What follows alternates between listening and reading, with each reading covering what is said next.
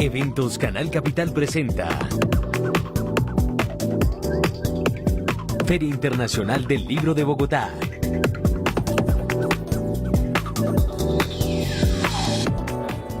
Hola, bienvenidos a este espacio cultural de Canal Capital de la Feria Internacional del Libro de Bogotá. Y una de las franjas que vamos a llevarles a todos ustedes es la de periodismo y posverdad. Es por eso que vamos a dar inicio al conversatorio Dilemas y conflictos del periodismo en tiempos de posverdad. Participarán Rodolfo Muñoz, Juanita León y Rodrigo Márquez. Bienvenidos. Destacadísima periodista colombiana. Tiene una muy sólida formación. Ella estudió Derecho en la Universidad de los Andes, se especializó en periodismo en la muy prestigiosa Universidad de Columbia, trabajó en el Wall Street Journal de las Américas, en Bogotá, en Colombia, trabajó al servicio del diario El Tiempo, fue directora de su unidad de paz, un tema que la inquieta, que le interesa y que ha trabajado acuciosamente durante muchos años. Después estuvo como editora de Semana, en la sesión de reportajes y ella fue fundadora de semana.com.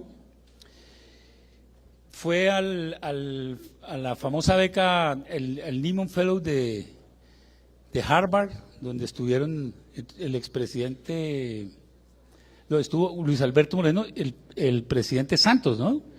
Y su primo Francisco Santos y Daniel Samper y Juanita León. Y su gran aventura en la vida ha sido La Silla Vacía, que es uno de los medios insignias en Colombia, nativo digital, con todas las nuevas características y todos los nuevos elementos que tiene la comunicación digital. Una lucha abnegada, dura, pero que creo que va dando buenos resultados. Rodolfo Muñoz, nuestro colega del Ecuador, que es periodista, fue muchos años corresponsal de la CNN en Ecuador, hizo importantísimos programas de televisión en Ecovisa y también se dedica a hacer documentales. Esta noche, por cierto, va a estrenar uno de los últimos en la Embajada de Ecuador aquí en Colombia, que es nada más y nada menos que un documental de 90 minutos sobre Julio Jaramillo. Que no le dice mucho a la gente del reggaetón y a la gente de Maluma, pero fue trascendental en la música y sobre todo a lo largo y ancho de Colombia. Ídolo absoluto, inolvidable, con un repertorio memorable y qué bueno que tenga ahora ese homenaje, que reviva su memoria en las nuevas generaciones. Uno de los medios de comunicación, si no el más importante, uno de los más importantes, para mi gusto personal es el más importante, de estos medios de la nueva era digital es Vice. Yo utilizo mucho en mis clases en el externado materiales de Vice, me encantan los documentales, me gusta la temática, abordan temas trascendentales, importantes, de una manera inteligente, con una realización ágil, y sin límites de presupuesto, que eso a veces nos golpea aquí a los que somos de este lado, cuando uno ve que hay 3 helicópteros y no sé cuántos viajes y no sé cuántas cosas, dice uno, bueno, todavía es mejor hacer televisión en Nueva York que por aquí. Rodrigo Márquez Tiziano, quien nos acompaña acá, es el hombre de Vice en México y además de eso es un muy apropiado invitado para la Feria del Libro porque es un escritor y cronista muy reconocido y tiene toda la experiencia y todo el conocimiento para contarnos un poco cómo es ese nuevo periodismo que hacen en Vice y los medios más importantes digitales en el mundo americano y en el planeta. Bienvenidos todos. Yo quiero llevarlos rápidamente y sin mucha ceremonia por los temas capitales. No vamos a tener tiempo de llegar muy al fondo, entonces quiero que tratemos de abarcar el máximo de temas posibles. Para un poquito de antecedentes para el público, como ustedes sabrán, el tema de posverdad saltó en el año anterior de los diccionarios de Oxford. Dice, es el fenómeno que se produce cuando los hechos objetivos tienen menos influencia en definir la opinión pública que los que apelan a la emoción y a las creencias personales. Entonces, con el tema del Brexit y con el tema de la elección de Donald Trump, nos encontramos en un nuevo mundo. Estábamos sorprendidos por el mundo de los algoritmos y de las plataformas, y ahora nos encontramos con el mundo de las noticias falsas y del impacto que tienen en la opinión y de la forma como pueden alterar incluso la democracia. Es por eso les decía un tema trascendental. La primera pregunta yo se la quisiera hacer a Juanita. Juanita, ese fenómeno de las noticias falsas, ¿es nuevo o es un elemento intrínseco de cualquier ecología de la información que ya estaba presente en Hearst y en Pulitzer y en aquellas épocas del nuevo periodismo, de las bases del periodismo contemporáneo? Yo creo que el fenómeno como tal no es nuevo. Yo creo que siempre ha habido desinformación. Creo que lo que sí es nuevo es la escala a la que se está dando, porque creo que las redes sociales permiten una plataforma de divulgación masiva de esta información. Y creo que lo que sí es muy nuevo es la pérdida relativa de poder de los medios de comunicación en el ecosistema informativo. Creo que antes los medios de comunicación teníamos un poder central como ejes de la información, y eso se ha venido desplazando, y creo que lo que sucedió con el Brexit y con la elección de Trump fue un punto de inflexión en eso. Y entonces pues hay alguna gente que piensa, bueno, todo este cuento de la posverdad ha sido la excusa de los medios de comunicación para justificar que estuvieran tan desconectados de su audiencia y que hubieran perdido tanta influencia frente a su audiencia. Entonces yo creo que sí es un fenómeno nuevo, porque la tecnología lo que ha hecho es que haya muchos generadores de información y de desinformación más allá de los medios de comunicación. Bueno, ahí nos vamos adelantando un poco a las conclusiones, pero vamos a analizar muy a fondo una por una las fases del sistema, pero siempre en la idea de ayudar a contextualizar. Como no nos podemos extender mucho, yo solamente les quisiera recordar a todos los presentes lo siguiente. En la pasada campaña presidencial en Estados Unidos, la señora Hillary Clinton recibió el respaldo de 229 diarios y de 131 semanarios, incluyendo muchas organizaciones de noticias que normalmente habían jugado, digamos, a la neutralidad, a no mostrar cuál era su preferencia. En cambio, el señor Trump recibió el aval de apenas 9 diarios y 4 semanarios. Si lo tenemos que cuantificar, eso nos da una diferencia de 27-1. Apoyos explícitos por parte de organizaciones de noticias en favor de la señora Clinton, que perdió. Eso más o menos nos da la dimensión de lo que le pasó en Estados Unidos a los medios tradicionales en ese certamen electoral. El Nieman Lab, que es el laboratorio de medios de Harvard, hace todos los años un dossier que es importantísimo porque consultan a los más importantes editores de todos los continentes para presentar las tendencias del presente y el futuro de la información, en qué estamos y para dónde vamos.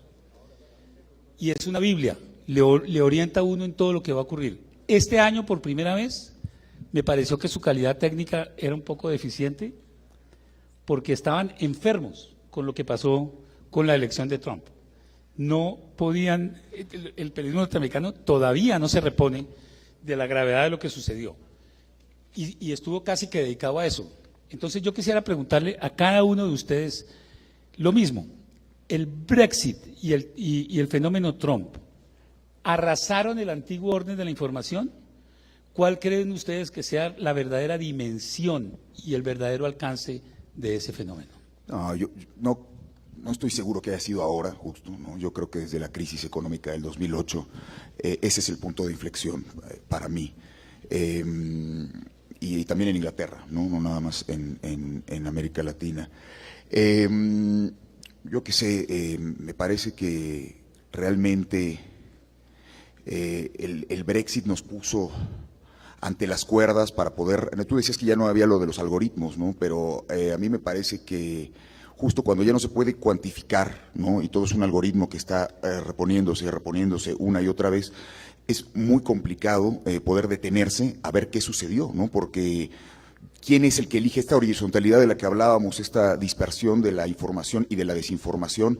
También es generada por algoritmos, ¿no? También se genera, es decir, si tu menú, la carta, lo que tienes que leer, la información que tienes que leer, el gatekeeper, o digamos, lo que funge ahora como tal, es si te gusta esto, te va a gustar esto, te llevan y cómo frenas eso, ¿no? Tú ya no puedes decidir qué es lo que vas a poner, ya no hay una primera plana, ya no hay, es decir, y creo que en el 2008 la crisis fue el gran boom, ¿no? Para mí ese es el punto de inflexión, más allá de Trump, más allá creo que fue una bofetada realmente para saber cómo se estaban encarando las nuevas plataformas, ¿no? Es ridículo que, por ejemplo, los grandes diarios, el 70% de las cosas que se postean, el New York Times, ¿no? Es contenido que toman, nada más postean cosas del periódico. No hay una estrategia para afrontar redes sociales, ¿no? Que valga realmente. O sea, ponen la nota del periódico y te mandan un link.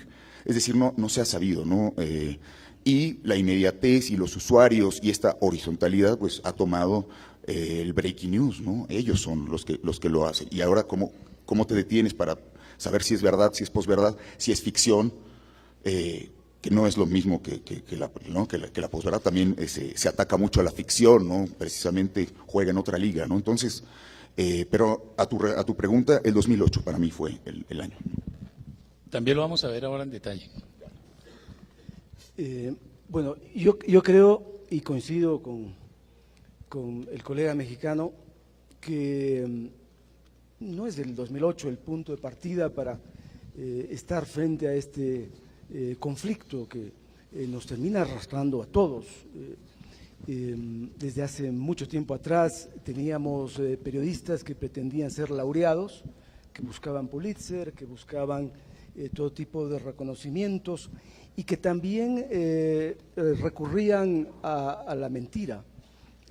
Hay muchos colegas nuestros que no han tenido precisamente un comportamiento ético frente a este deber de informar con la verdad, y que no hay una sola, que hay múltiples verdades, y eso el público ha venido percatándose. A veces siento que cuando se debate la posverdad, un poco queremos enmascarar nuestras propias culpas. El periodismo está en crisis, ¿no? No es nada nuevo, pero está en una seria crisis profesional, económica. Estamos viendo cada vez que los periódicos tienen una pauta menor, que las radios, que las estaciones de televisión tienen menos recursos y que por ende está bajando la calidad de lo que allí se produce. Los salarios de los periodistas son paupérrimos en muchos de nuestros países y el trabajo se ha multiplicado.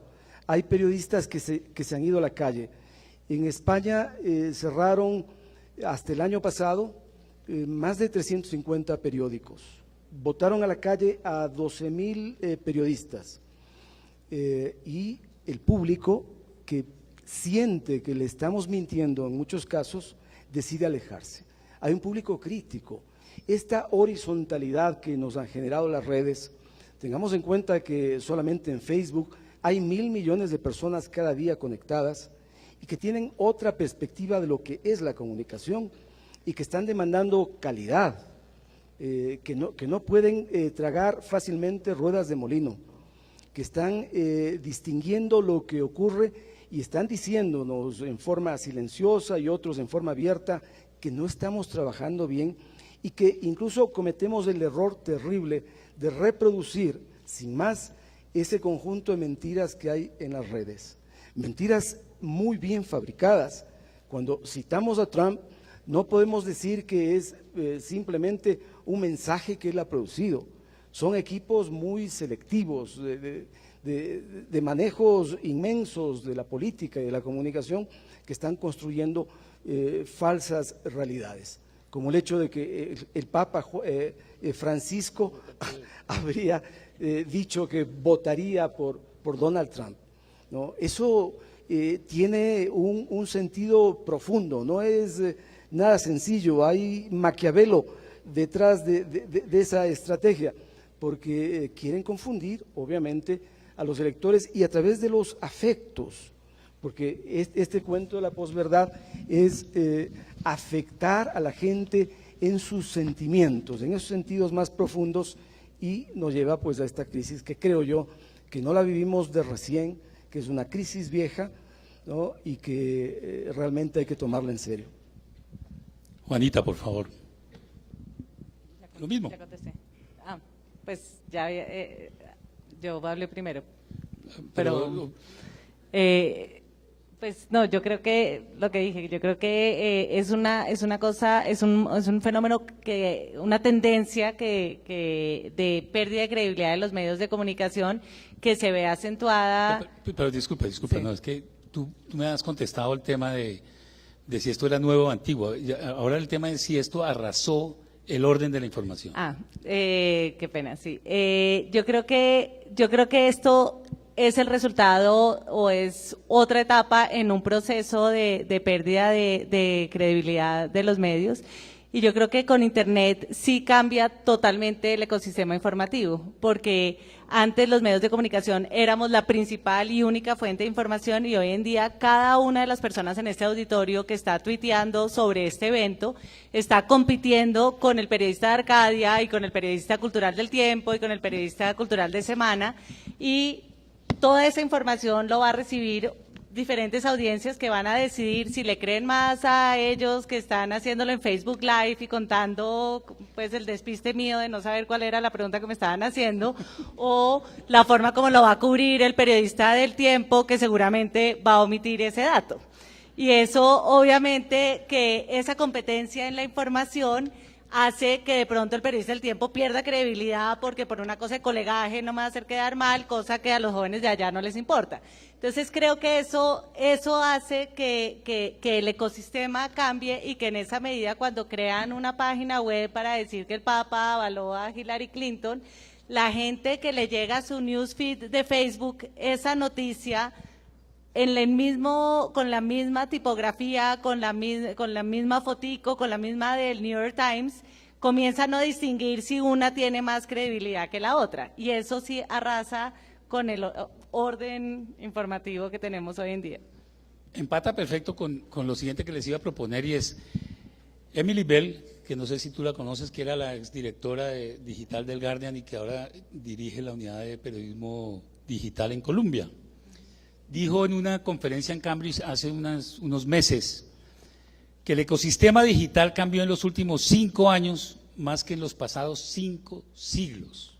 Se los cuento para dimensionar en el fenómeno en el que nos estamos moviendo en este tiempo de algoritmos, de realidad virtual, de video en vivo, de robot de noticias, de mensajería instantánea, de apps, y sobre todo donde el celular es la pertenencia más importante que puede tener un ser humano. Muchos lo valoran incluso mucho más que el amor y que los hijos y que todo. Hay gente que es completamente adicta al fenómeno. Bueno, eso que parece tan maravilloso nos puso en manos de Facebook, que es el rey absoluto, Google, Apple, Amazon y Microsoft. Un poco en segundo orden, Twitter, Snapchat y las empresas de mensajería, sobre todo WhatsApp. Sin necesidad de entrar en un análisis de mucha profundidad, yo particularmente creo que lo más grave y lo más trascendental que implica ese fenómeno de la era de la comunicación social o de los social media es que los medios ya perdieron el control de la distribución de sus contenidos. Las noticias se filtran justo a través de las plataformas y de los algoritmos, y que estamos viviendo el mayor fenómeno de concentración de la información y del poder de la información que se ha dado en la historia, a manos de empresas que no producen noticias y que no estuvieron nunca creadas para divulgarlas ni para nada, se encontraron con la realidad en el camino. Yo quería preguntarle a Rodrigo, a mí particularmente me parece escalofriante que nosotros le estemos entregando un segmento tan importante de nuestra vida pública y de nuestra vida privada a un grupo tan pequeño de personas que ni fueron elegidas ni tienen ninguna obligación de rendirnos cuentas. ¿Eso no es muy aterrador? Pues es que ahora los que hacen, digamos, las noticias, los que producen las noticias, pues es un grupo de tecnología, ¿no? O grupos de tecnología, son tecnócratas, no es gente que haga periodismo, ¿no? Los que deciden, los que crean estas historias, los que las convierten. Y claro, bueno, pues tienen toda nuestra información. Si tú ves, digamos, en Vice, yo llevo la parte impresa, ¿no? Entonces, digamos, soy ahí como La Resistencia, llevo la revista. Tengo mucho tiempo para pensar, para trabajar los contenidos, pero me toca ver, digamos, los números, la injerencia, la manera en que tienen de recuperar el dinero. Todo en Vice es gratuito, ¿no? Incluso la revista se regala, ¿no? Los eventos se regalan, todo es, pero no lo estás regalando, ¿no? Digamos, a mí me da escalofríos cuando realmente te enteras de la interna de cualquiera de estos medios transnacionales, ¿no? Lo que pueden hacer con los datos que tú voluntariamente das, ¿no? Ya no necesitas que alguien te esté tratando de localizar, tú mismo, eso es lo peor, ¿no? Que tú mismo voluntariamente, para seguir perteneciendo a este mundo que nos alcanza, este mundo de las prisas, das estos datos, ¿no? Tú otorgas estos datos, este poder sobre ti.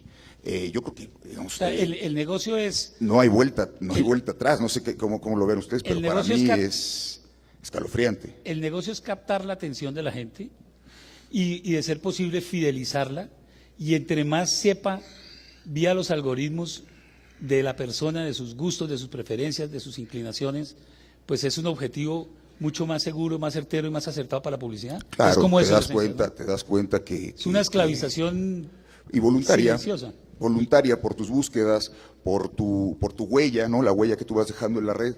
Y es escalofriante, ¿no? Porque lo hacemos de manera voluntaria, ya no hay que entregar los papeles, ya no hay que identificarse. Muchas veces nos escandalizamos cuando sabemos que en algún país, de pronto, en algún estado de excepción, piden que traigas siempre el documento, porque si no traes el documento te puedes meter en problemas o te pueden, ¿sabes? Pero es que en Internet todo el tiempo estamos con el documento en la frente, no solo con el documento, con las cuentas de banco, y es realmente escalofriante, ¿no?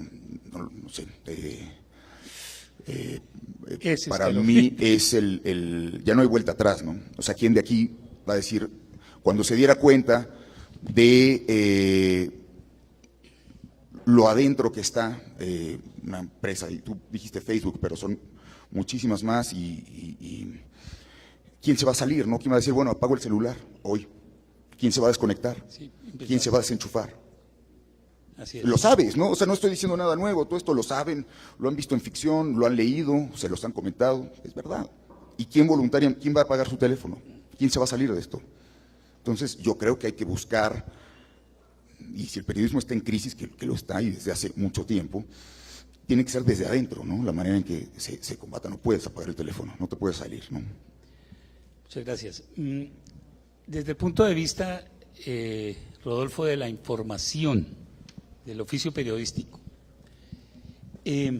yo quisiera insistir en que Facebook, Google, Apple no se crearon nunca con la misión de ser responsables por la libertad de prensa ni por ser medios de comunicación. Yo creo que es algo que la evolución misma les fue otorgando. Ellos mismos, me parece, por lo que uno lee y por lo que uno ve, que son los más alarmados por lo que pasó un poco el año pasado, y están tratando de crear unos canales de responsabilidad y unas respuestas y fact-checking y tal, porque ellos mismos están muy asustados. A mí me parece que aparte del tema de la responsabilidad, dando por sentado que ellos nunca quisieron el periodismo como objetivo, ya metidos en el periodismo, me parece que ellos están en la zona más cómoda posible, porque ellos están en la zona que produce plata, que da utilidades, pero no tienen ningún compromiso con el periodismo, ni con fomentar que el periodismo mejore o que el periodismo avanza. Entonces yo quisiera que profundizaras un poco en lo que nos dijiste antes, cómo esta nueva realidad está afectando el periodismo en el presente y en su futuro. Yo creo que cada día nuestros colegas que están en las salas de redacción viven una verdadera incertidumbre. No saben en qué medida van a encontrar una competencia tal que el trabajo que puede demandarles horas enormes de esfuerzo recolectando información, a la hora de la verdad no va a servir absolutamente para nada, porque desde cualquier lugar del planeta pueden recabar información que resultaría finalmente, si lo miráramos desde la competencia en el mercado de la información, desde cualquier lugar del planeta van a encontrar historias mucho más interesantes que las que puedes generar desde la misma sala de redacción.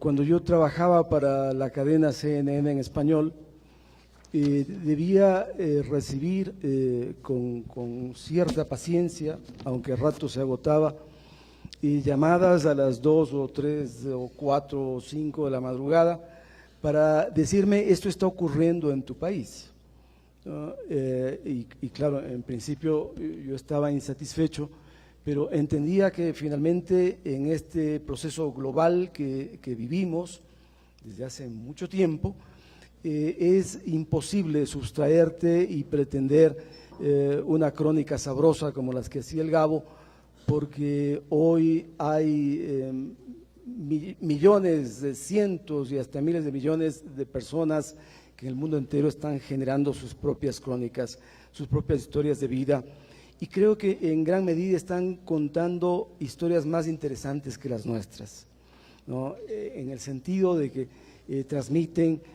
historias reales también de gente de carne y hueso que está haciendo cosas interesantes por la vida, y que entonces esa es una competencia enorme.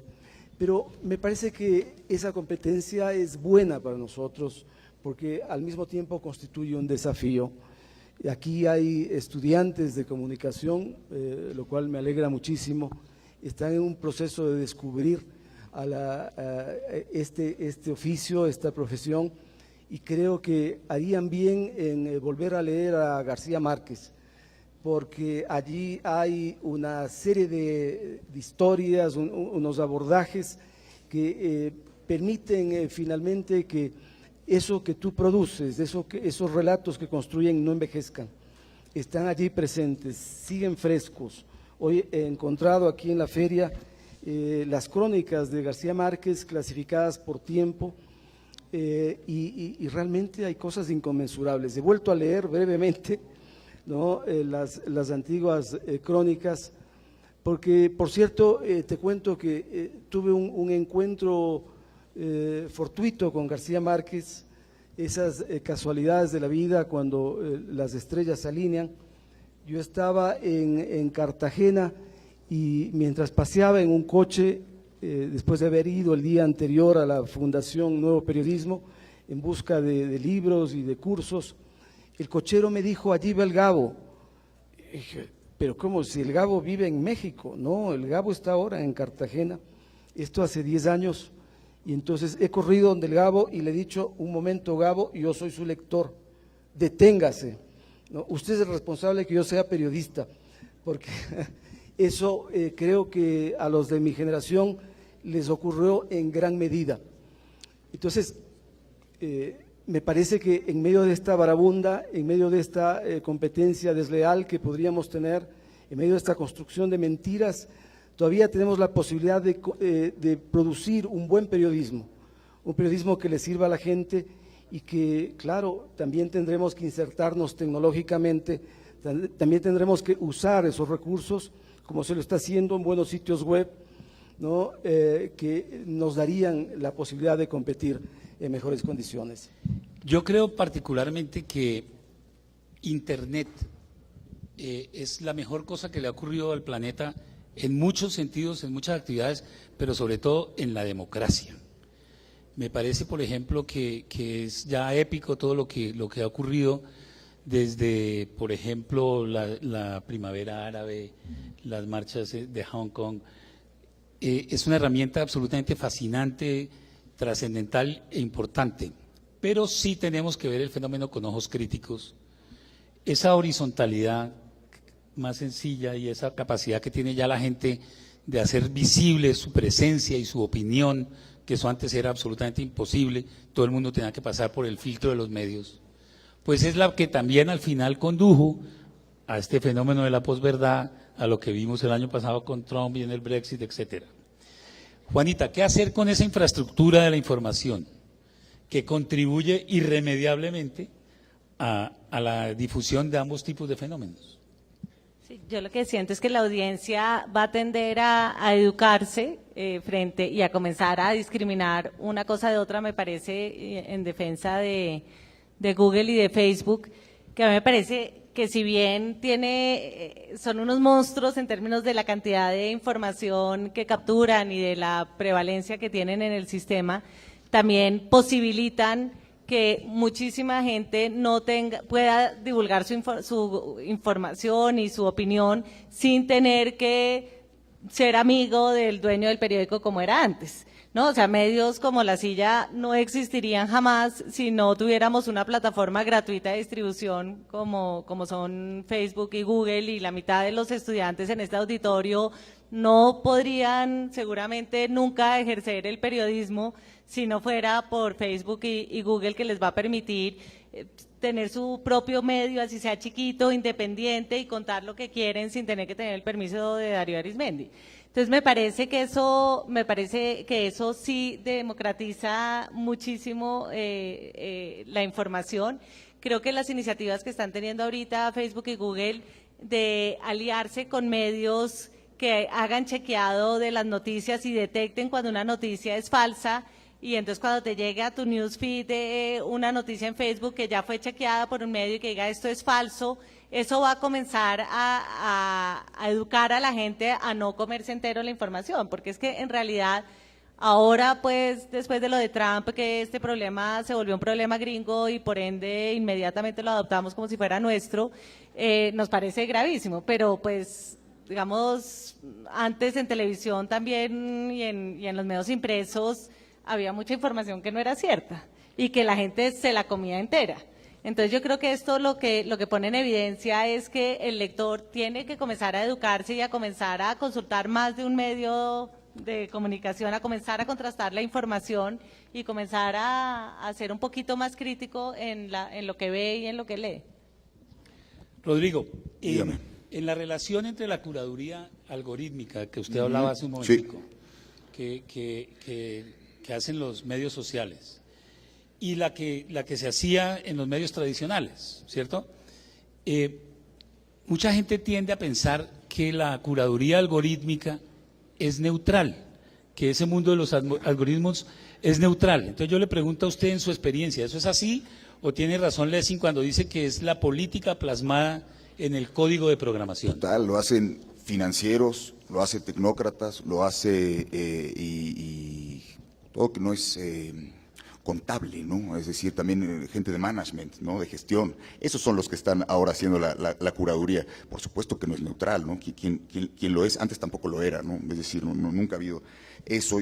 Mira, lo que decía ahora sobre Google y Facebook, decía que eran unos monstruos, lo decía en tamaño, ¿no? No era un juicio moral, ¿no? Más bien es el fenómeno en el cual estamos transcurriendo, ¿no? No era ni mucho menos, ni es el bueno ni el malo, sería absurdo no complejizar, no pensar que es así tan sencillo. Yo creo también, de acuerdo a lo que decía de Gabo, Rodolfo, que yo no sé si habría, o sea, evidentemente hay que leerlo, ¿no? Pero habría que buscar el nuevo Gabo, pero no el nuevo más bien el nuevo en tanto a reforma de las formas, ¿no? Una reformulación, en pensar, usando el lenguaje actual, en el cual se transmiten las noticias, buscar esa sabrosura de la que hablabas, no tanto en esa misma cadencia, porque eso existe todavía crónica, está en revistas especializadas, nos está pasando como a los poetas, ¿no? Es decir, él publicaba en diarios de tirada impresionante, llegaba mucha. Ahora, claro, sigue habiendo, pensamos que hay un resurgimiento de la crónica, de la artesanía, del trabajo, ¿no? Muy pensado, con mucho tiempo, pero queda en poquito, eso es especializado, nos leemos entre nosotros y algunos estudiantes y realmente no penetra, es decir, a volumen lo que penetra es esta generación casi automática de información y desinformación. Entonces me parece que esa sabrosura habría que buscarla con el lenguaje actual, ¿no? Con lo que se está, con la tecnología, no darle la espalda, sino incorporarla, ¿no? Y pensar en un lenguaje que la contenga y la sobrepase. Es como cuando escribes con el lenguaje, ni lo dominas ni te domines, es una constante lucha, ¿no? Y yo lo veo así también en el flujo de la información, ¿no? Muy afortunado que traigamos la memoria de Gabo, nuestro emblema en el periodismo y en la literatura, y un hombre maravilloso y lleno de unas facetas increíbles. Y les traje una frase que nos sirve para abordarle un tema muy vinculado a lo que estamos hablando, que es el del fact-checking. Yo no sé si ustedes se acuerdan del caso de Janet Cook, que fue una niña que escribió una crónica en el Washington Post, que se ganó el premio Pulitzer, y era sobre un niño que se inyectaba heroína. Y resulta que la mujer, agobiada por su propia conciencia, devolvió el premio y se sometió a un escándalo gigantesco porque tuvo que reconocer que la historia era inventada. García Márquez escribió en El País de Madrid una página sobre eso que se llama ¿Quién crea Janet Cook? Y ahí dice lo siguiente, hablando del fact-checking, del rigor que tenían los medios tradicionales en Estados Unidos para comprobar la información. Dice así: yo tuve una prueba personal de ese rigor hace unos 4 años, cuando la revista Harper de Nueva York me pidió un artículo exclusivo sobre el golpe militar en Chile y el asesinato de Salvador Allende. Uno de los editores principales de la revista llamó por teléfono de Nueva York a París cuando leyó los originales y me sometió a un interrogatorio casi policial de más de 1 hora sobre el origen de mis datos. No aspiraba, por supuesto, a que yo le revelara mis fuentes confidenciales, pero quería estar seguro de que yo estaba seguro de ellas y de que me encontraba en condiciones de defenderlas. En estos tiempos de verdad tan relativizada, estos tiempos obligan a los medios a evaluar lo que las fuentes afirman, incluso a calificar su veracidad y si es posible hacer evidentes sus contradicciones y hasta los libretos ocultos de que hemos hablado tangencialmente. Los medios están obligados a hacerlo porque sabemos que, y ellos saben perfectamente, que están viviendo días difíciles, que su negocio está yéndose de picada. Hay la necesidad imprescindible de que ellos contrasten, haya más rigor en la búsqueda de la información, pero me parece que, aparte de eso, que debería ser una práctica normal siempre cuando producimos información, aparte de eso, me parece que hay que examinarse casa adentro. Yo tengo serias dudas respecto de este término de lo neutral. Lo neutral realmente no existe, es imposible. Y esa frase tan manoseada de la prensa independiente. Con el mayor respeto, les digo a todos quienes creen que existe la prensa independiente que eso es absolutamente falso. Las empresas periodísticas siguen utilizando ese concepto para engatusar al público. No hay independencia. Desde el momento mismo en que un conjunto de capitales deciden constituir una empresa periodística, no es precisamente para alabar a Cristo, es necesariamente para reproducir el capital. Esa es una condición. Hay quienes siguen considerando que la noticia es mercancía y que en ese juego perverso hay la posibilidad de perder el capital más importante que los periodistas debemos defender y que es la credibilidad. Y ante la ausencia de credibilidad por una mala práctica periodística o por no examinar nuestros procesos, entramos entonces en un conflicto que puede llevarnos a una condición enormemente desventajosa con estos otros medios irresponsables que tienen tras de sí también mucho capital. Cierto es que con la horizontalidad podemos construir algunas cosas, pero cuando se trata de influir en las decisiones de las naciones, de la gente, allí se requieren estrategias que cuestan mucha plata. ¿Han hablado todos ustedes en algún momento de la caída estrepitosa de los medios tradicionales? Ese es un fenómeno que es innegable. Para dimensionarlo, pues hay montañas de información. Yo solamente les daría un dato. Mientras los ingresos del New York Times, de la empresa completa, ha mantenido su margen de beneficio en el 4% durante los últimos 5 años, o sea, estancados en el 5%. Los ingresos de Facebook se cuadruplicaron. Y lo que se está viendo es que Facebook se está quedando casi con 40 centavos de cada dólar de la inversión publicitaria en Estados Unidos. Es una cosa impresionante. ¿Usted cómo ve esa bomba atómica sobre el modelo en el que crecimos nosotros en el periodismo? Sí, yo creo que el modelo de los medios tradicionales está acabado y que el modelo de negocio de los medios digitales no está inventado. Entonces estamos todavía en un limbo bastante grave para el periodismo y creo que además los periodistas en general seguimos en un proceso de negación, ¿no? De negar que esa es la realidad y que no podemos seguir haciendo las cosas como las venimos haciendo y que hay que hacer un proceso no solo de reinvención, sino de mirarnos de manera diferente a como nos veníamos mirando. Sí, yo me imagino que a la iglesia a principios del siglo XX, a los curas les pasó lo mismo. De pronto pasaron de estar en el centro de la sociedad y de ser importantísimos y como la gente más clave de la sociedad, a volverse unos seres, digamos, importantes para un grupo de personas, pero en términos generales bastante marginales. Y eso debió ser un impacto psicológico bastante grande para los curas, como en este momento lo es para los periodistas, darnos cuenta de eso. Entonces yo lo que creo es que estamos en ese proceso de aceptación de que nuestra centralidad en la sociedad no es lo mismo y de tratar por lo menos en ese espacio en donde tenemos todavía influencia y juego, creo yo que es donde nosotros debemos tratar de hacer mejor nuestro trabajo. Y creo que eso, como todavía estamos en esa fase de negación, me parece que en general entonces los medios tradicionales le están jugando a ver cómo tenemos más clics y entonces cada vez sacan información que es más viral, pero de pronto más irrelevante, y eso hace que entonces pierdan aún más influencia en la sociedad, sobre todo en los sectores donde podrían tener influencia. Entonces yo sí creo que todavía hay una crisis profunda, no solamente en el modelo de negocios, sino en el modelo editorial también. Pero Juanita, tú que gestionas y manejas y fundaste y has orientado con tanto esfuerzo un medio digital, a mí lo que me parece más importante, impresionante de esta revolución es que es fácil hablar de la revolución respecto de los medios antiguos, pero a mí lo que más me impresiona es la revolución dentro de la revolución. Por ejemplo, ustedes se acordarán, hace apenas 2 años se creó un frenesí de que esas grandes plataformas tenían que crear sus propios sistemas de distribuir información.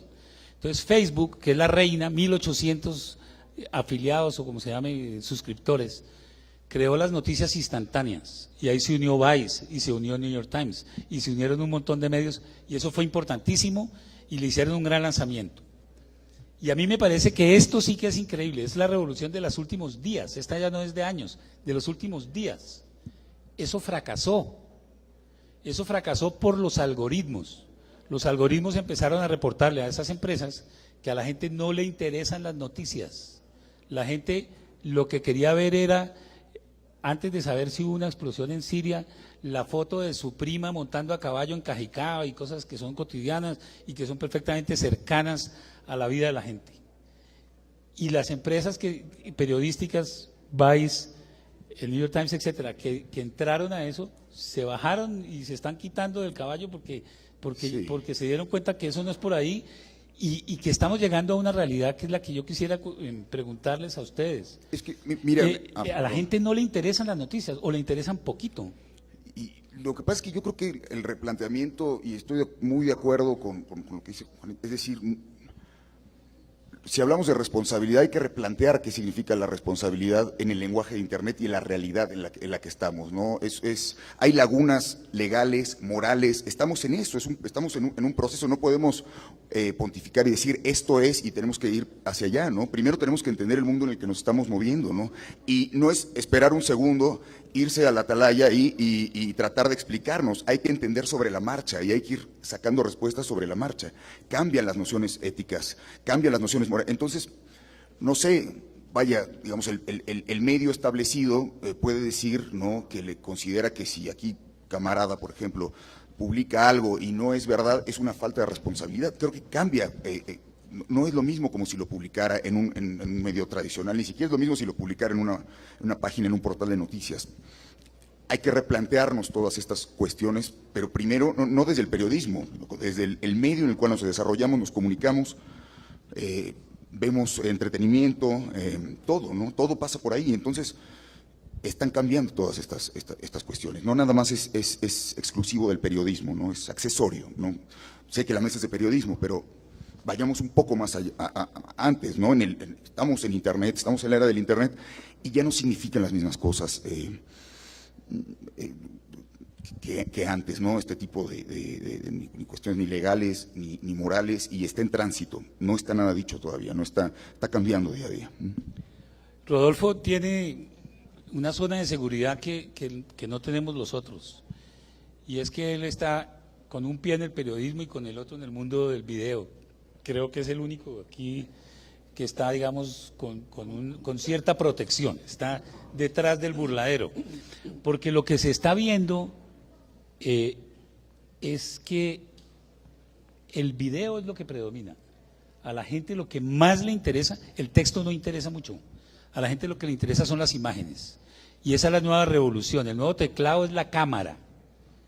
Cada vez va a ser más difícil entrar con los contenidos a través de textos. Estamos en la época del video y en una cultura que la diseminó, pero aunque se está quedando, es muy curioso eso, Snapchat, que son cosas efímeras, cosas de corta duración, como para atrapar a la gente de una manera frenética, veloz, a veces esquizofrénica. ¿Usted cómo ve ese nuevo panorama? Aquí he visto que muchos han tomado fotografías de esta mesa. Y las han distribuido por las redes. Espero que algún día me hagan llegar una, por lo menos, ¿no? Para tener en mis registros. Y tú mencionas a Snapchat como quizá es el sitio donde más se concentran las fotografías. He visto una estadística de Forward que habla de 8.796 fotografías cada segundo en ese sitio, ¿no? Cada 24 horas llegan a ser 759 millones de fotografías. Eso, no sé si lo comparáramos con la cantidad de noticias que se produce en la web, probablemente sea muchísimo menos.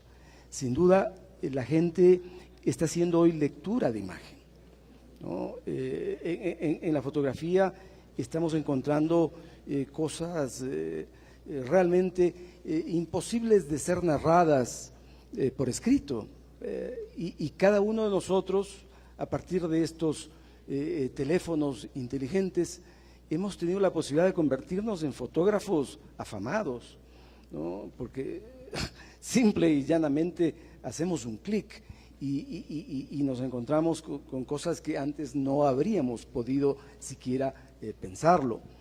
Entonces, para quienes construimos mensajes escritos, creo que es hora de ir pensando, y muy bien, en construir mensajes visuales. Eso es muy importante, es muy relevante. Mencionas lo que a mí me está aconteciendo, y es verdad. La imagen y el video cada vez me han ido desplazando del terreno que ocupé, que era el del periodismo, el de reportero, el de construir noticias a diario, porque encuentro además que hay una mayor exigencia. Estás en la posibilidad de generarte para ti mismo esfuerzos mayores, y el público se ve más recompensado. De modo que los futuros periodistas aquí presentes, supongo que son expertos también en construir historias con fotografía, con video. Un ejercicio básico que solía hacerse en las escuelas de formación de los comunicadores era el construir historias precisamente sin palabras, y allí está el desafío. Ese es un reto a seguir, para que de ese modo también podamos ayudarle no solamente al que genera de modo profesional un tipo de historia, sino para el público en general. Es indispensable que ese público alejado de la centralidad de los pueblos rurales tengan también elementos que podemos transmitir desde la academia o desde los medios masivos o desde estas otras organizaciones que se han ido creando para ayudar a alfabetizar de alguna manera, si así podría llamarse, el hecho de ofrecer herramientas que permitan construir nuevas historias.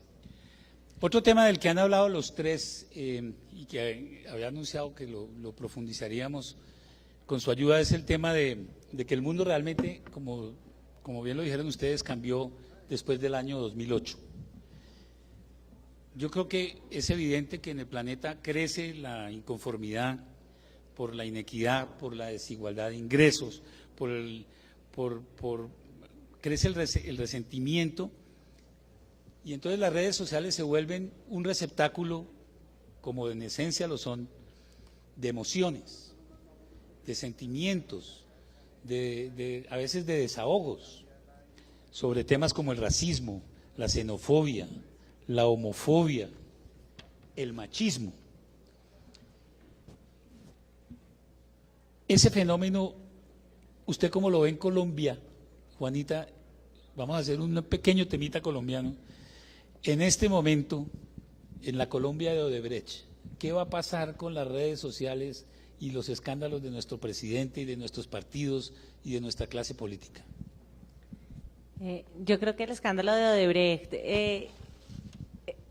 realmente sube el volumen de la indignación con la clase política tradicional. Creo que el hecho que además golpee a los dos polos de polarización del país, ¿no? que golpee al uribismo y al santismo al mismo tiempo, lo que hace es generar una gran indignación con la clase política tradicional, que en las redes obviamente se exacerba, y creo que eso puede tener un potencial de tener un impacto en las elecciones del 2018, sobre todo porque hay algunos candidatos presidenciales que no tienen rabo de paja en ese sentido, y que van a tratar de alimentar y exacerbar esa indignación. Bueno, y en el caso de México, que también es un polvorín. Bueno, se está viendo, ¿no? Lo que pasa es que aquí, digamos, no es algo que no se puede frenar, repito, ¿no? Estamos en la corriente y sobre esta vamos más o menos equilibrando, ¿no? Acaban de agarrar a Duarte, ¿no? A Javidú, después de 6 meses prófugo, gobernador, que no robó así, sino así, ¿no? Dejó al estado de la miseria y se convirtió además en un enemigo público, un enemigo moral de la población, por un hecho, no sé si se enteraron, que tratamientos para niños con cáncer en el estado de Veracruz eran falsos.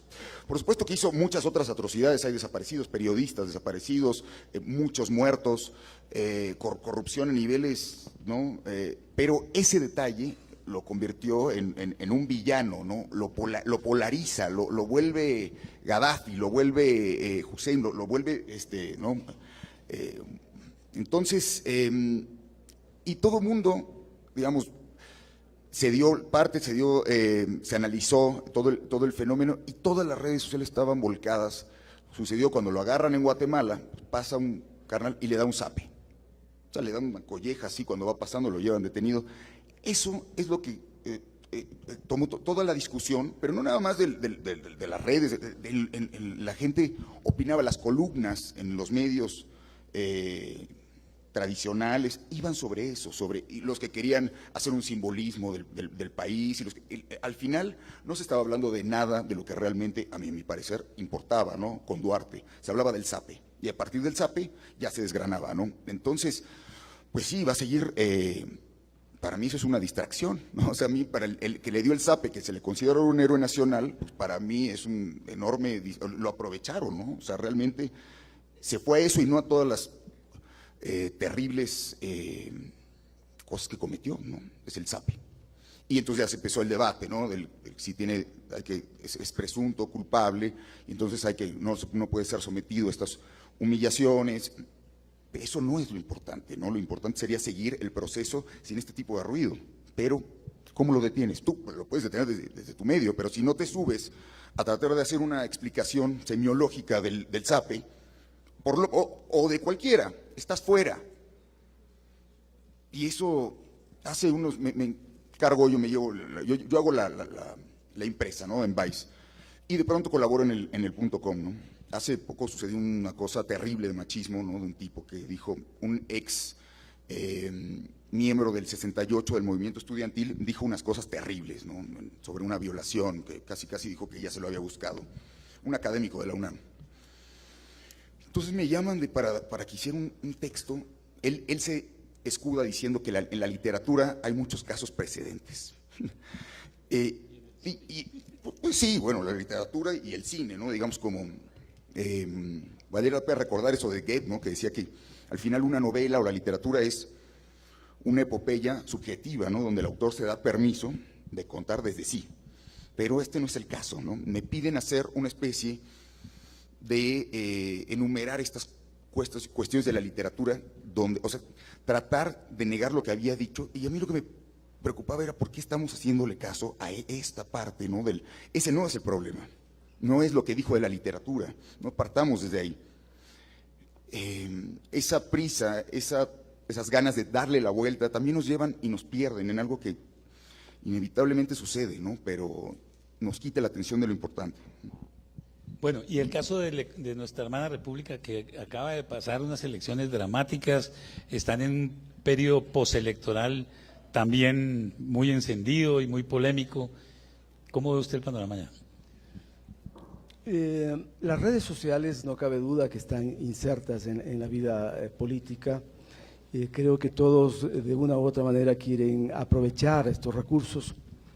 Y en las elecciones recientes hemos vivido diversos episodios en mayor o menor gravedad que han vinculado la construcción de discursos en las redes que terminan probablemente distrayendo sobre aspectos muy importantes a la hora de tomar decisiones políticas, pero también de momentos en que la propia democracia puede llegar a estar en peligro. Desde hace más de 2 años atrás, antes de que hubiera las elecciones presidenciales del 17, ya había sectores políticos de Ecuador que anunciaban que se produciría un fraude electoral, ¿no?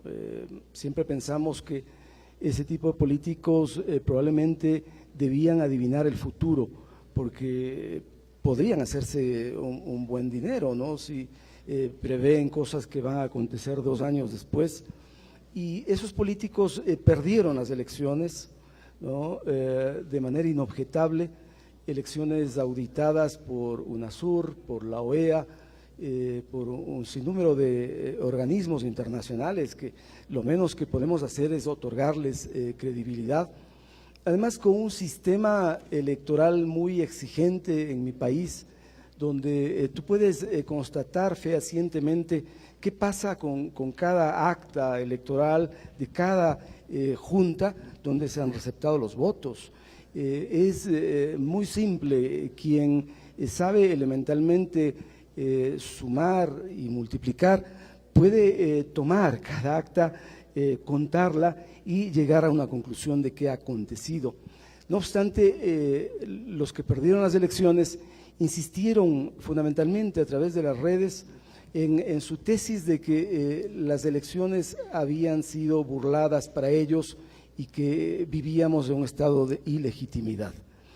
Creo, por fortuna, en todos los casos, las mentiras que se generan en las redes o en cualquier otro espacio de divulgación no duran para siempre, y finalmente el público, que puede confundirse en un momento dado, encuentra realmente lo que acontece. Pero tendremos durante muchos años, me imagino, en la política esta forma de construir discursos, apelando también a los sentimientos de la gente, ¿no? Que, como ya hemos visto, resulta muy efectivo. No te he escuchado mencionar, y yo tampoco he querido abordar, porque me parece que es un tema delicado el que ustedes han vivido cuando con un referéndum decidieron apoyar o no, con un plebiscito decidieron apoyar o no esos acuerdos de paz que habían acordado las autoridades de gobierno y quienes eran protagonistas de la violencia durante más de medio siglo. Nosotros como vecinos y hermanos de ustedes teníamos el sentimiento de que capaz que este era un momento muy oportuno para encontrar la paz. Y teníamos la certeza de que eso iba a ocurrir, pero finalmente cuando aquellos resultados descubrimos que habían cosas que no podíamos entender y que por tanto debíamos ser respetuosos, pero también creemos que esa posverdad, ¿no? Esas maneras mentirosas de construir ciertas realidades también se han entronizado y finalmente creo que Colombia debería examinar a futuro desde la academia probablemente razones que llevaron a esta decisión que en el resto del mundo no terminamos de entender. Así como cuando te llevaba el cochero por las calles de Cartagena y tuviste la suerte de encontrar a Gabo, yo hoy te recomiendo que le eches mano a Juanita, que es experta en ese tema. Ya ha escrito montones de eso, lo ha analizado, ha escrito libros de todo. Bueno, les avisé, les dije, les anuncié y me siento muy feliz de confirmarlo, que íbamos a entrar en este tema tan álgido, tan difícil de la posverdad, de la mano de grandes expertos. Lo único limitado que tenemos acá es el tiempo y lamentablemente sobre esto se podría hablar horas y horas y el tiempito que nos queda les voy a proponer lo siguiente. Le voy a proponer a nuestros panelistas que hagamos brevemente ese ejercicio que hablábamos que hace el Nieman Lab todos los años, de hacer un análisis con personas calificadas, importantes y prestigiosas que den su visión del presente y del futuro de los medios. ¿Cómo ven el presente y el futuro de los medios de comunicación a partir de este fenómeno de la posverdad, que es el tema que nos ha ocupado? Y una vez ellos nos den sus puntos de vista, viene para la que para mí es la parte más importante de todo el evento, que es escuchar las inquietudes y las preguntas que tenga el público para nuestros invitados. Juanita. Bueno, más allá de las tendencias pues mundiales que pueda tener y de un momento casi que de oro que está viviendo el periodismo, sobre todo en Estados Unidos a raíz de lo de Trump, donde como que por lo menos un sector de la población está sintiendo que son súper importantes los medios. Yo creo que aquí en Colombia los medios de comunicación nos vamos a enfrentar en los próximos años a un fenómeno muy nuevo con la entrada de las FARC a la política, porque yo creo que los medios vamos a ser blanco de unas críticas muy serias, que mucha gente se ha hecho como en grupitos chiquitos, pero que no ha tenido una vocería política y ahora lo vamos a tener. Creo que ellos, parte de su programa político va a ser criticar lo que van a llamar matrices mediáticas de los medios de comunicación, y me parece que los medios no vamos a estar totalmente preparados para enfrentar ese tipo de cuestionamientos que creo que van a terminar erosionando aún más la credibilidad que tenemos en este momento. Gracias.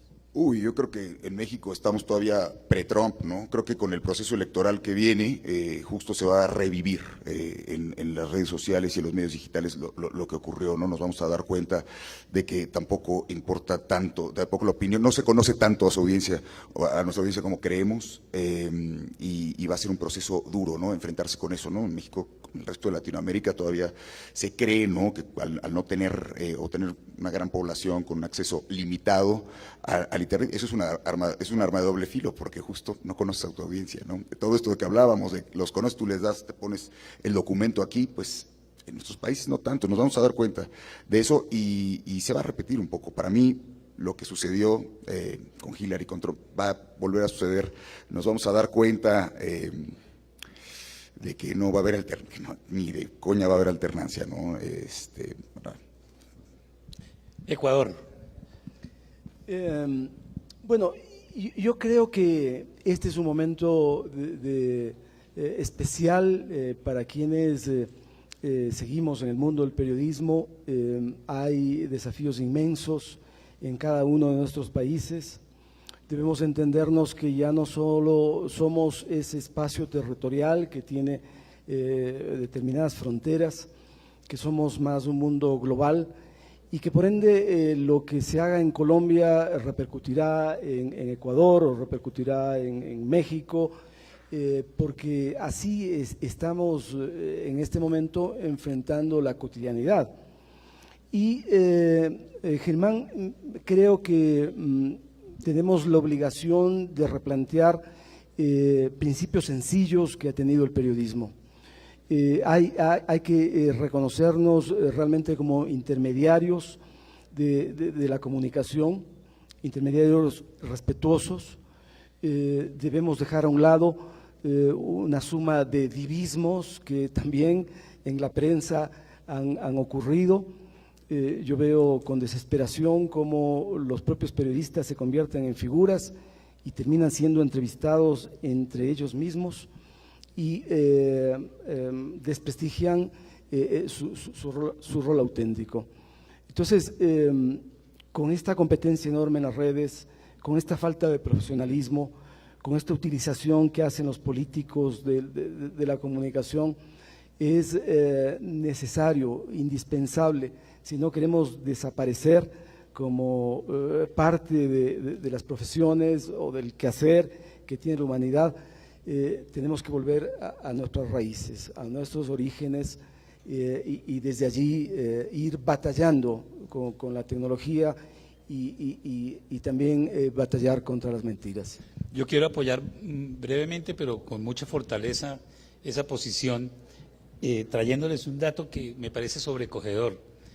Entre el año 1977 y el año 2016, en Colombia fueron asesinados 153 periodistas.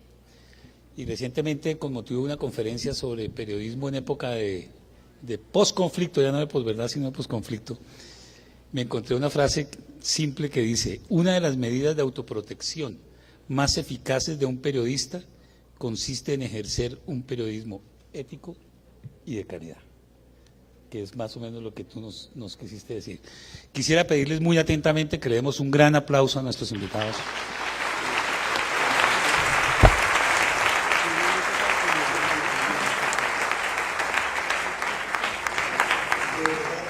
Muy difícil, muy complejo, con aristas un poco densas y en lo personal me siento más que satisfecho de lo que ustedes han dicho, de lo que han aportado y de las luces que nos han dejado con cada uno de sus conceptos.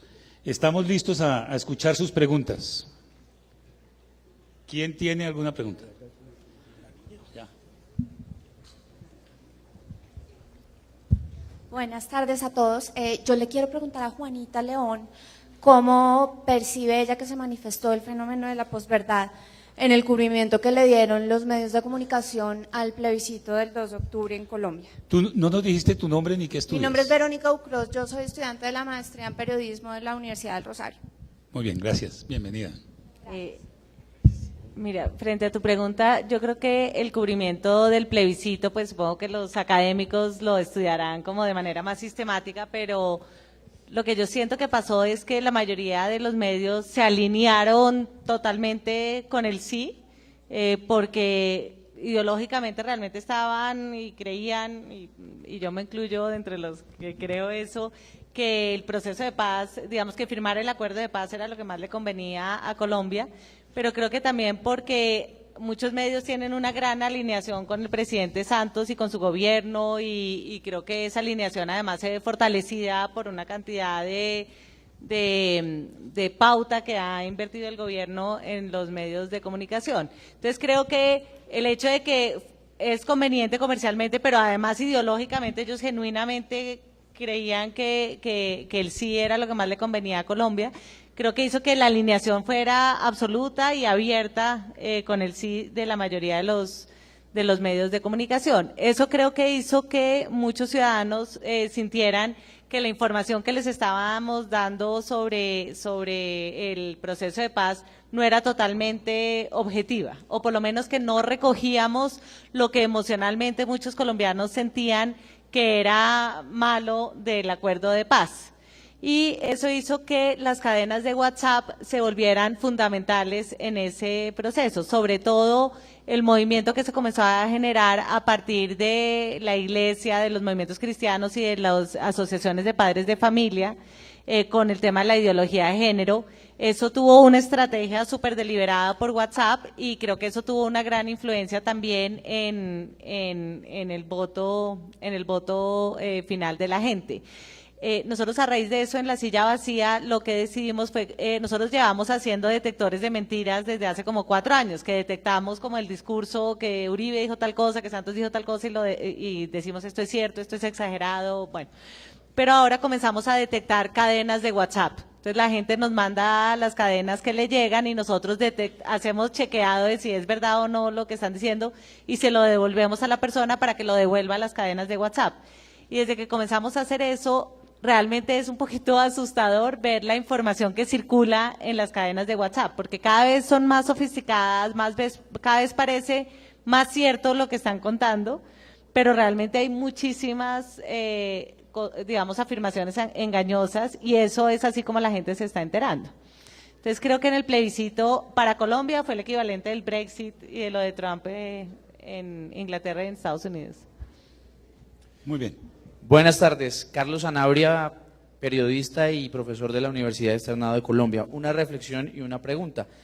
Creo que en este tema de la posverdad y los dilemas y los conflictos que generan en nuestro periodismo colombiano, no solamente están en la política, en los diferentes casos que generan impacto en la opinión, como los crímenes contra las mujeres, los abusos a los niños, el debate sobre la legalidad o no legalidad del aborto, de la eutanasia, también están muy permeados por esos hechos a medias o esas verdades a medias. Y hace un momento, cuando estábamos en la anterior ponencia, hablábamos sobre esa maña periodística que creo que hace parte de la posverdad, de decirle a nuestros reporteros que nos vendan, que nos den información que sea atractiva, impactante. Pregunta para nuestros 3 invitados. ¿Cómo cambiar ese lenguaje mercantil al ofrecer el desarrollo de una historia y para que de verdad sean los datos los que brillen en esas piezas? Gracias. Y más allá, digamos, la interpretación y contextualizar esos datos, ¿no? Porque si no, pues se quedan como datos vacíos. Uy, en Vice hay una discusión siempre al respecto, ¿no? Porque, por una parte, pues es un sitio que tiene una fracción que es clickbaiter, ¿no? Totalmente, ¿no? Y sí, lo que te da, ¿no? Sacar artículos a ver, no todo lo de drogas. La semana pasada se hizo un esfuerzo grande con todas las oficinas del mundo para tratar desde todos los ángulos la legalización del cannabis, ¿no? Pero, bueno, pero siempre hay sexo, hay drogas, y por otro lado, bueno, pues tenemos este otro acercamiento, este otro periodismo de inmersión, ¿no? Lo que sea, ¿no? Donde sí se busca seguir, es decir, no podemos abarcar la verdad ni la posverdad, pero sí se busca estar pegado al momento en el que se está haciendo, en el que se está efectuando la acción. Al final todo es una representación. Cuando tú estás representando, estás haciendo una crónica y representas en lo escrito, pues no estás diciendo la realidad, no estás diciendo la verdad, ¿no? Lo decía, muchas verdades ni siquiera, estás creando una más. El chiste es qué tanto hace ruido esa nueva verdad que estás proponiendo al mundo, ¿no? ¿Qué tanto está distorsionada y por qué? ¿No? Para mí es importante la forma, pero es importante también pensar en el mundo en el que siempre, ¿no? O sea, digamos, esta contextualización, estos datos tienen que estar pensados desde el mundo en el que vivimos. Siempre se repite esta cosa de que cada vez estamos más informados, pero cada vez sabemos menos, ¿no? Realmente. A mí me parece más bien que habría que preguntarse qué es saber hoy, ¿no? Y cómo ha cambiado la noción del saber a tantos años de vivir vidas sumergidas en Internet, ¿no? Y cambia, ¿no? Porque sí es muy fácil decir sobre información y nadie sabe, y hay es una manera de saber, ¿no? Hay que analizarlo, no desapegándonos de eso, estamos ahí día a día. Lo que dice sobre las cadenas de WhatsApp es increíble, es una muestra, y qué cabrón que lo hagan, porque digo, es una muestra de cómo es imposible parar este alud, ¿no? Pero es un gesto y es necesario, ¿no? Y es necesario llamar la atención y decir, hey, no crean todo, ¿no? Ustedes mismos, es un ejercicio para que lo hagan después, ¿no? Que se haga, que nos volvamos lectores críticos, que es la única salida, ¿no? Me parece. Es muy difícil cuando prima el sentido comercial a la hora de decidir una agenda de cobertura y de construcción de historias, que los periodistas estén dispuestos a ofrecer perspectivas distintas, porque estarían contrariando ese principio fundamental que tienen algunas empresas periodísticas, que es la de vender su producto. Todo este periodismo sensacionalista, amarillista, que sigue teniendo buena salud. En mi país hay un periódico de esa naturaleza, se llama Extra, y tiene pues una cantidad de sangre. Cuando uno lo toma, es posible que llegue a mancharse los zapatos de sangre, porque es terrible, o que te caiga una desnuda en los pies. Entonces, ese es un periodismo que por desgracia sigue vigente en muchos países del mundo. En Inglaterra hay ese periodismo, en Francia, en todo lugar. Entonces, ¿qué hacer frente a eso? Yo creo que hay que crear nuevos medios. Lo digital puede ser una oportunidad para generar contenidos distintos, porque además en lo digital no se requiere inversiones económicas tan fuertes como es el hecho de comprar maquinaria para imprimir periódicos o para producir televisión. De hecho, en el ámbito audiovisual, hoy está viendo programas muy interesantes de bajo costo, donde supongo que a la hora de decidir una temática, en ese caso, no requieren estar atados a estas premisas comerciales que impiden construir cosas de mejor contenido. Yo quisiera hacer un pequeño comentario sobre este tema, y es que, no sé si ustedes coinciden conmigo, nada ha afectado más la calidad informativa en la televisión, por ejemplo, que el rating minuto a minuto. Eso es lo que explica por qué, por ejemplo, los noticieros de Caracol o de RCN hoy en día en Colombia son programas de entretenimiento y no son noticias, porque el rating minuto a minuto, si ponen a un profesor de la Universidad de los Andes a analizar el tema de Siria, la gente apaga. Pero si sacan a EPA Colombia o sacan a una señora que se cayó de un bus por allá en Ibagué y van a hacer una colecta para mejorarle la vida y tal, la cosa sube. Ahora, evidentemente estamos en otras realidades. Yo quisiera recordarles que hace un año, por primera vez en la historia de este evento en el que estamos, en la Feria del Libro, colapsó la feria a las 11 de la mañana.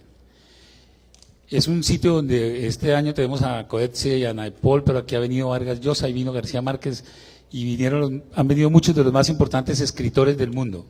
La taquilla colapsó a las 11 de la mañana por un señor que se llama Germán Garmendia, chileno, youtuber, tiene el segundo canal de YouTube más potente del mundo, y vino a promover un libro que se llamaba Chupa el Perro. Es el éxito más grande que ha tenido esto hasta el momento. Y hace pocas semanas, nuestra gloria del reggaetón llamado Maluma lanzó un disco que se llama Las Cuatro Babies, donde en el más puro lenguaje reggaetonero hace una descripción muy explícita, un poquito procaz, de su relación sexoafectiva con sus cuatro babies. Y eso produjo una reacción muy fuerte en España, un grupo de señoras indignadas, yo supongo que con razón, hicieron una carta para recoger firmas y protestar ante las autoridades por la divulgación del video de Maluma. No les fue mal. En una semana recogieron 80.000 firmas, que me parece una cifra bastante importante. Lo único es que durante esa semana el video de Maluma en YouTube alcanzó 200 millones de reproducciones. En esa desproporción creo yo que queda reflejada muy claramente la diferencia de lenguajes y de medios y de ambientes en los que se mueve esta revolución que hemos tratado de analizar. Permíteme agregar algo más ante la inquietud del colega y maestro. Yo creo que hay un abanico grande, importante, a la hora de tomar un tema para contar, que es el del interés humano. Ustedes saben que en el periodismo hay estos segmentos donde se involucran las historias de la gente, fundamentalmente, de los niños, de los ancianos, de los animales, de los hospitales, de los bomberos, que realmente bien contados terminan siendo muy atractivos para el público. Yo he tenido durante 8 años un programa que se llama La Caja de Pandora en la televisión. En esta nosotros exploramos el mundo interior del personaje, exploramos sus historias y eso tiene un gran efecto. El público se conecta porque están siendo también de algún modo interpelados por la historia que miran, están vinculándose afectivamente con los diversos pasajes de la historia de quien quiera. Los seres humanos en esta posmodernidad hemos perdido la capacidad de visitar a otros, ¿verdad?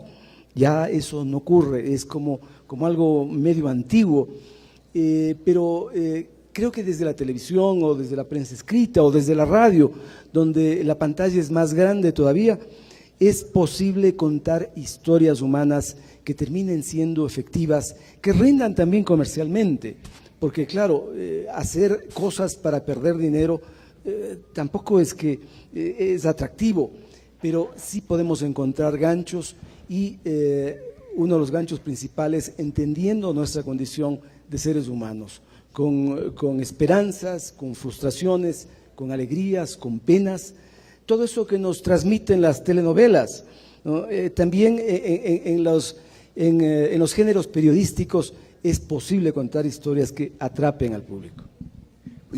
Yo diría, o sea, no tiraría a Maluma, digamos, visto desde la óptica en donde el triunfo es meter a más personas en un auditorio o vender más, o sea, de una óptica totalmente económica y de jerarquía de premios, ¿no? De a ver quién hace más, quién vende más libros, quién, pues, evidentemente son los reyes, ¿no? Pero a mí no me interesa evaluar las historias y tampoco diría que valorar las historias así, ¿no? Como ponerte una medalla, si no son las Olimpiadas, man, ¿no? O sea, y por otro lado, tampoco diría que ellos no están contando historias, las están contando de otra manera.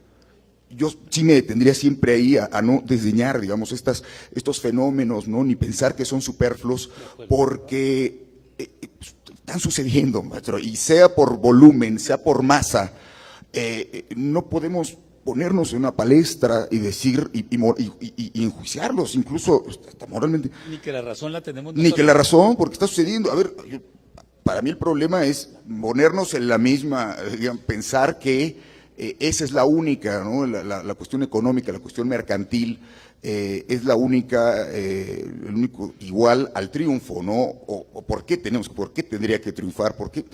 A mí me parece como tendría que ir por allá un poco la discusión. Me parece apasionante esta charla. Si le pusiéramos un mezcalito aquí, incluso nos podemos demorar días enteros. Nos queda una pregunta y con esa terminamos el evento. Aquí. Mi nombre es Sebastián Villanueva, estoy en 6º semestre de la Facultad de Comunicación Social, aquí del externado. Mi pregunta es para Juanita. Juanita, ¿cuáles son los puntos claves que debería tener un estudiante que quiera ejercer periodismo en tiempos de posverdad? Yo creo que lo más importante es no quedarse sentado esperando a que lo contrate El Tiempo, ni Caracol, ni Semana, ni siquiera La Silla Vacía, porque lo más seguro es que eso no va a pasar. Yo creo que lo que es clave en este momento es que ustedes nacieron en el mejor momento para ser periodistas, creo yo, a pesar de lo sombrío de este panel, porque creo que ustedes pueden ser los dueños de su propio medio. O sea, si uno es estudiante de periodismo y no tiene un blog donde esté cultivando y desarrollando sus obsesiones y sus pasiones periodísticas, pues es mentiras que quiere ser periodista. O sea, realmente esa mentalidad pues de empleado yo creo que es lo primero que uno tiene que deshacerse. Y si a ti te gusta el fútbol y te soñarías con ser un periodista deportivo, pues abre un blog y comienza a cubrir los partidos de fútbol. y así vas comenzando a crecer como periodista. Yo en La Silla realmente ya casi nunca contrato a un periodista que no tenga su propio blog y que no lo haya creado el día anterior porque me oyó decir esto, ¿no? Sino que realmente... Ni que tenga 100.000 seguidores, menos de 100.000 seguidores en No, Twitter, a mí lo de los seguidores en Twitter y eso no me impresiona tanto. Lo que me parece es que uno no puede decir que le encanta algo y nunca lo practica teniendo la posibilidad de hacerlo. Bueno, lo dicho, muchísimas gracias por su presencia y un aplauso para nuestros panelistas.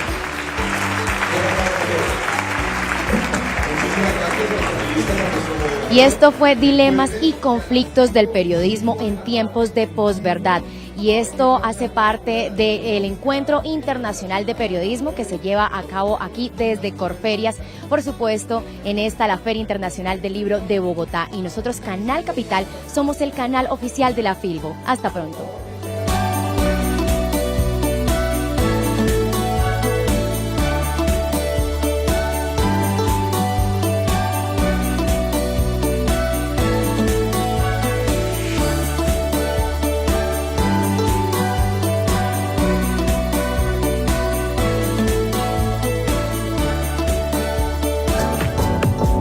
Eventos Canal Capital presentó